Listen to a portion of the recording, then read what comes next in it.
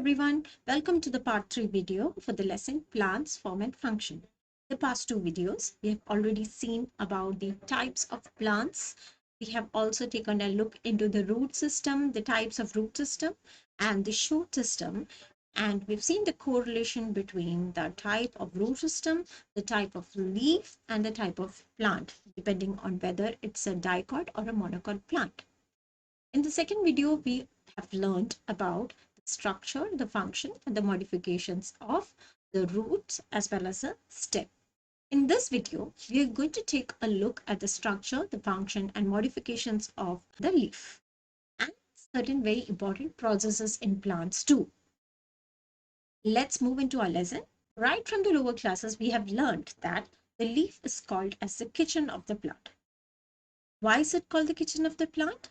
You already know that the leaf is a place where the plant puts together certain ingredients to create or to prepare the food that it requires.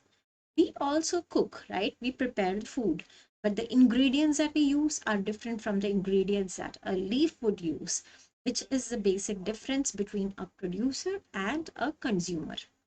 All right. Now let's take a look at the structure of the leaf, which you might already have learned in lower classes, standard 3, standard 4. Let's take a quick revision.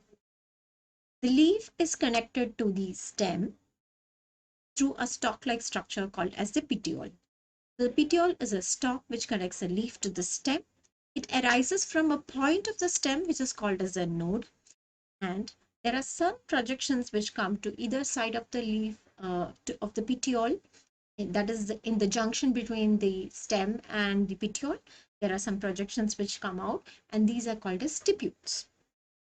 The flat surface of the leaf, the surface area of the leaf, is called as the leaf blade or the leaf lamina. Lamina means sheet.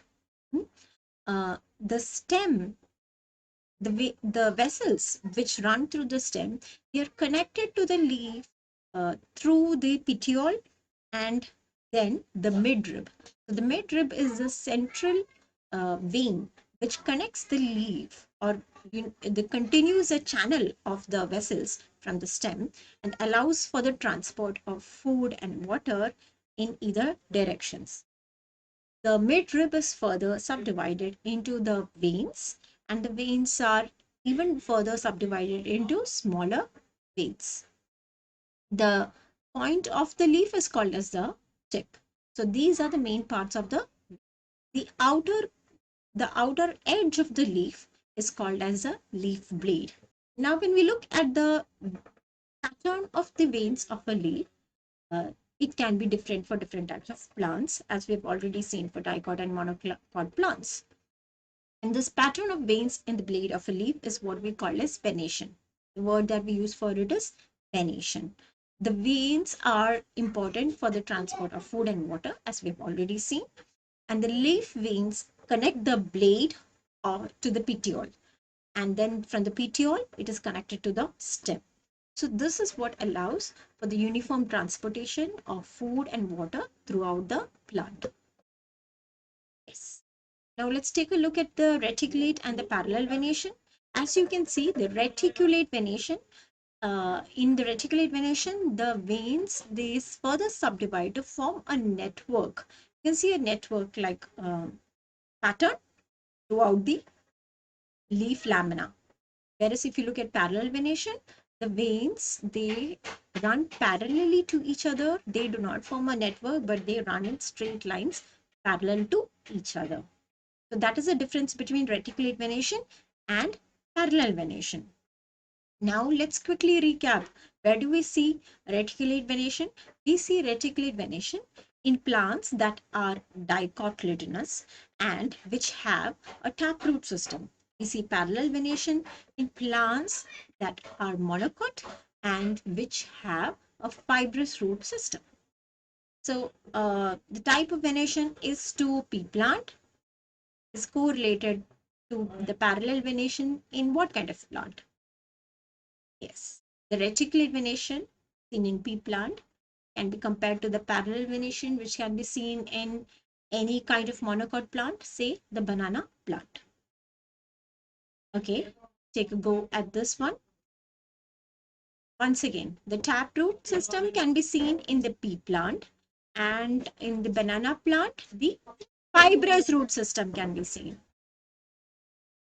The pea plant is a dicot type of plant, whereas the banana plant is a monocot type of plant. All right. Now let's take a look at the functions of the leaves. So the main function of the leaf is to prepare food, and the leaves do this through the process of photosynthesis. The word photo means light. The synthesize means to produce. So using the process of photosynthesis, plants can trap light energy using the green pigment, that is chlorophyll. So what is photosynthesis? Photosynthesis is actually a chemical reaction. And for chemical reaction to take place, it requires an energy source. Plants are capable of using the light energy which they obtain from the sun uh, to make this reaction happen. And that is why they are called as producers. And they can use simple raw materials such as carbon dioxide, water to, in the presence of sunlight, that is using the energy from the sunlight, and in the presence of chlorophyll to convert it into glucose molecules. Now, dear children, you do not have to remember the chemical formula for the different types of substances, that is carbon dioxide, water, glucose, or oxygen. You can always use the word equation. That is, you can write carbon dioxide plus water in the presence of sunlight, and chlorophyll produces glucose with oxygen as a byproduct.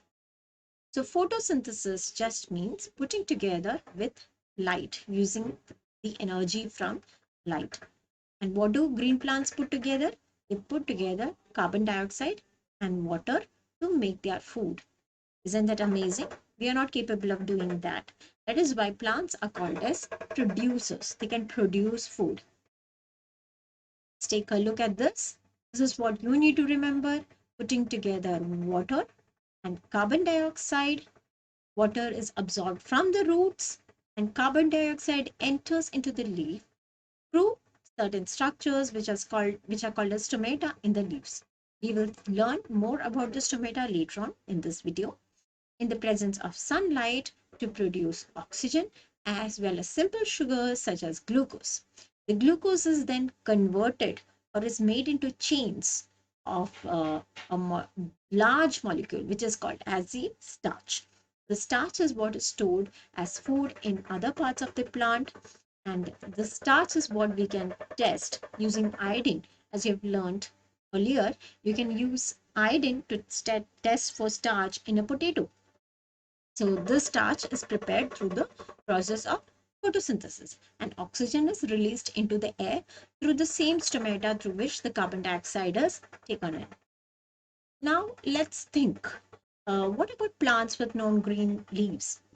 Perhaps you have seen this plant called as poinsettia, which have certain colorful red, bright red leaves around arranged around their flower. The flower is just the yellow part of this uh, image that you can see, and it is surrounded actually by the leaves. And the leaves have turned right. The leaves just surrounding the flower have turned red. The rest of the leaves of the plant will still be green, but only the leaves surrounding the flower are red in color. Do these leaves photosynthesize is our question, because they are not green in color. Do they have chlorophyll? Well, the leaves of certain plants which have red, yellow, or purple colored leaves, they also contain chlorophyll. But the only difference is that the chlorophyll is hidden under the non-green pigments. As you have learned, chlorophyll is a pigment. A pigment is a natural chemical substance which can absorb light, and therefore they have a certain color. They give natural colors in animals as well as plants. For example, it's these pigments which give the brightly colored wings of the butterfly. It's these pigments which give the brightly colored leaves and flowers and fruits that we are familiar with. So the chlorophyll is hidden under the non-green pigments in these leaves, So since the chlorophyll is still present in these leaves, they can still photosynthesize. But we will now also take a look at certain leaves which have certain parts where chlorophyll is missing, and therefore they don't have the green color, but they are not capable of photosynthesizing here either because chlorophyll is not present. So non-green leaves also can make the foods as long as the chlorophyll is there somewhere in that color. So do plants release oxygen at night? Yes. Remember always that uh, the photosynthesis and the process of breathing or respiration, these are two opposite processes. In the process of photosynthesis, water, carbon dioxide are combined together using light energy to produce glucose and to release oxygen. This is what happens in photosynthesis. We have already seen. The opposite reaction happens in respiration. Glucose is utilized by the living cells of the plant or the animal. In the presence of oxygen, it is broken down to produce energy. And in this process, carbon dioxide is released, water is also released. So these are two opposite processes. You will learn much more about these in higher classes. But I want you to remember that plants are also continuously respiring. That is, they are also continuously breathing, using oxygen and releasing carbon dioxide to produce energy. At the same time, during the daytime, when light energy is available, if the plants have green leaves, then they can photosynthesize to utilize the carbon dioxide in the air or the carbon dioxide that they themselves are breathing out to produce glucose in the presence of water. As long as water is available, as long as light is available, and as long as they have chlorophyll, they can photosynthesize to produce glucose and release oxygen at the same time.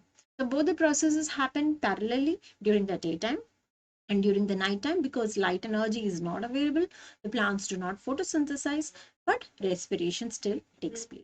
This is why sometimes we say that it is not really a good idea to keep many certain kinds of plants in the bedroom where we sleep, because they could release carbon dioxide, but it's not really that much of an issue, because that carbon dioxide which would be released would simply spread out in the air and would not really affect us.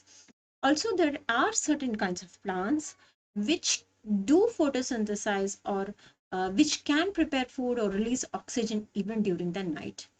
You will learn more about these mysterious processes much later on. Okay, now let's take a look at what's happening over here. You can see a potted plant. There is a plastic bag tied around that potted plant, around certain branches of the potted plant. And what would happen after certain days, or what would happen after a certain period of time if this well-watered potted plant is kept in sunlight? You would see that there is water vapor, or there are water droplets developing around the plastic bag. This happens because there is continuous escape of water in the form of water vapor through certain pores on the leaves of plants. These pores, the tiny pores, they're called as stomata, and these pores are in the shape of the kidney bean. If you've seen the rajma or the kidney bean, it is the stomata are in the shape of the rajma or the kidney bean, and they are capable of opening and closing. They're placed opposite to each other, and they're capable of opening and closing depending on the conditions around them. So when there is plenty of water available, they open, and they allow for the exchange of gases. But at the same time, water is also lost through these pores. At the same time, water is also lost as water vapor through the pores. And that is why when we tie a plastic bag around a plant like this, after a certain number of hours, you can see water droplets developing on the plastic bag surface. The water droplets will collect on the plastic bag surface. So then come to the question as to where did those water droplets come from? The water droplets came from inside the plant. Okay, the water was lost as water vapor through the stomata of the leaves inside that plastic bag, and we have collected those water droplets using the plastic bag. Yes, right. And when there is a water scarcity, when the plant is facing a problem with availability of water, what happens is that the stomata will close. The plant has a system to open and close the stomata. The stomata will close to prevent the further loss of water. Right. So this process through which plants lose water through the stomata, this process is called as transpiration. It's called as transpiration. The loss of water through the stomata in the leaves of plants is called as transpiration. Now, is this a good thing or a bad thing is something that we need to think about. So, transpiration loss of water is a bad thing for the plant if water is not available for the plant. That is, if regularly the plant is not watered, the plant will wilt, the leaves will droop, and eventually the plant will dry out and die if water is not available, because it's losing water through the leaves. It will dry out completely and then it will die. But at the same time, it is a transpiration that allows the plant to cool down. So transpiration in plants can be likened to sweating in us. When we sweat, our body can cool down because the droplets of sweat on our body will use our body heat to change into water vapor and then evaporate. So that allows our body to cool down. Similarly, transpiration allows the plant to cool down when the temperature outside is pretty high. Also, when there is water loss from the leaves through transpiration, it creates a kind of sucking effect, and it allows the water to be pulled up from the roots below. Just like you would suck water using a straw, the same kind of effect happens because of transpiration. You will learn more about these processes in higher classes. Now let's take a look at the modifications of the leaves. See, leaves can be modified to form the leaf tendrils, as in pea plants. So the tendrils, they allow for extra support in climbers such as pea plants. So you should be able to make out the difference between the leaf tendril and the tendril that we saw in stems. So in stems, the tendrils arise from the nodes and they form these coil structures which allow the plant to climb. But in the pea plant, also the tendrils look very much alike the stem tendrils, but they are actually the modified parts of the leaf. Okay, they are modified leaves. Some leaves get modified to form the tendrils. If you look at the cactus has spines. So now that you've learned about transpiration, you can reason out as to why in the cactus the leaves are modified to form spines. Yes, as you know, cactus belong to a class of plants called as xerophytes. Xerophytes are plants which live in very hot climates and they live in deserts. So they have a system of conserving water and preventing water loss. Water is very precious to these plants. So they are modified in every way possible to conserve water and to keep the water and prevent water loss. So it might rain only once in a year or once in 2 years or 2 or 3 years in a desert, and that too maybe only for 1 day or 2 days. And these plants are capable of quickly utilizing that water and conserve it within themselves for the next till the next rainfall. And they do this by reducing the leaves to form spines. So there are a couple of advantages of this. First of all, a nice juicy water-filled cactus would look very inviting for desert animals and even desert travelers for that matter of fact. But the spines would discourage the animals from trying to get too close to these plants. So it protects the plant. Secondly, and most importantly, we have already seen that the loss of water happens through the leaves, through the stomata in the leaves. So if the leaves are reduced to spine, obviously the number of stomata are reduced, and therefore the transpiration loss of water is automatically eliminated. That problem does not arise at all, right? And so then what about photosynthesis? How do these plants photosynthesize? So in plants like cacti, the the stem is modified for photosynthesis. The stem has chlorophyll. You can see that the stems are bright green. So they have a lot of chlorophyll in them and they can photosynthesize. Now, the leaves are also modified to store food. For example, the fleshy leaves in onion, they are actually the leaves. We have already learned that the white part is a reduced stem and the surrounding part of the onion which we consume is actually the fleshy leaves which store the excess food in the onion. Yes, when the onion is kept aside for a while, you'll see the actual green leaves coming out also from the central stem. So that those are the actual leaves, and these are the leaves which have been modified to store food in the onion. And you are all familiar with aloe vera. So aloe vera, even though um, they also can survive in hot temperatures and they can conserve water. The part of the aloe vera which we see is actually the leaf of the aloe vera. It is not the stem. These are leaves. The leaves are thick. They have a waxy outer coating. Again, that waxy outer coating prevents the loss of water, and the leaves are modified to store lots and lots of water, which we are very familiar with as the very much medicinal, magical aloe vera gel. Here also the leaves are protected by the spines, but those are not the reduced leaves, but they are the modification of the leaf where the leaves have developed those spines to protect themselves from any foraging animals. Then we have also learned about the elephant ear or the bryophyllum since a long time before, that in these types of plants, the leaves are capable of reproducing. They form the reproductive structure. They form small plantlets on the leaf, which when they grow, when they fall on the ground, they can form full-fledged plants. Another good example of a leaf modification is a pitcher plant or the pitcher plant. So in pitcher plants, it is actually the leaf that gets modified to form the pitcher. You can see that the leaf is modified to form the pitcher.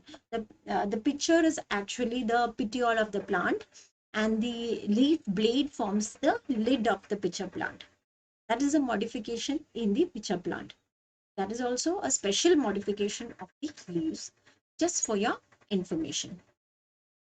Now let's take a closer look at the difference between the stem tendrils and the leaf tendrils. As we have seen in cucurbita, that is cucumber, and the passion fruit, the stem tendrils arise from the nodes. Okay? In leaf tendrils, the best example of leaf tendrils is a pea plant. You can see that in pea plant, instead of the leaf, the tendrils arise from the leaves are missing. Here you can see that the leaves are still here. In addition to the leaves, the tendrils come from the node. Uh, Whereas over here, the leaves are missing. That is, the leaves are modified to form the leaflet tendrils to provide for support. As the plant grows, so it lets on both leaflet tendrils as well as the leaves. Now it's time for a hot question. Which type of root does a coconut tree have? So if you have seen a coconut tree's leaves, they look like this. So what kind of venation is this? This is, yes, parallel venation. So if the venation is parallel, the root system would be a fibrous root system, which looks like this. Now let's quickly discuss how we actually know whether plants make food. Test the presence of the starch in plants using a leaf starch test. In this test, the green leaf is first of all boiled in water. This is done to kill the leaf and to also, break open the cells of the leaf and to allow the chemicals that we are going to treat it with to enter into the leaves. So we boil the leaf for a few seconds in boiling water. This is followed by boiling the leaf in ethanol, in alcohol, that is ethanol, in a test tube, using a test tube. So the water bath is prepared, and the test tube, which is partly filled with ethanol, is inserted into the water bath to allow it to boil. along with the leaf. So why is the ethanol always boiled using a water bath? This is because the ethanol boils at a temperature much lower than that of water. It is highly flammable. It can catch fire very easily. So you need to be extremely careful when you are handling ethanol for such experiments. This is followed by treating the decolorized leaf. The leaf gets decolorized because the ethanol or the alcohol dissolves the chlorophyll and removes the chlorophyll completely from the leaf. So the leaf is decolorized now, so that whatever chemical you're going to treat it later on with, if there is any color change, it is very evidently seen. It is decolorized, it is washed in cold water to remove all the excessive chemicals, and then it is treated using iodine solution. Iodine solution, as we have seen earlier, it's used to test for the presence of starch. So if starch is present, then the leaf will turn blue-black in color, dark blue-black color, almost the color of ink, blue ink. If starch is absent, the leaf will simply turn light brown in color because the color of iodine solution is light brown. But it indicates that no reaction has taken place because there is no starch in the leaf. Now let's take a look at the same test, but it is done using variegated leaves. What are variegated leaves? They are kind of leaves which are used for decoration. In such leaves, the green part of the leaf actually contains chlorophyll, and the reddish part of the leaf or the white part of the leaf, they do not contain chlorophyll. So can you predict the result of doing the last experiment, the test for starch on such leaves? What would happen? Which part would turn blue black and which part would remain brownish in color? Let's see. As you can see, once we do the starch test on these leaves, after treating it with ethanol, it would look like this. That is, the part of the leaf which is reddish in color would be completely devoid of color or would be colorless. And the green part of the leaf would be slightly grayish in color. After treating it with iodine, the whitish part of the leaf would still remain brown, that is, it contains no starch, and the green part of the leaf would turn blue-black in color. So this is the result when we do the starch test using variegated. All right, kids, that's enough for this video. And we will continue about the structure, the modifications, and the functions of the flower in the next video. Till then, keep learning and have fun.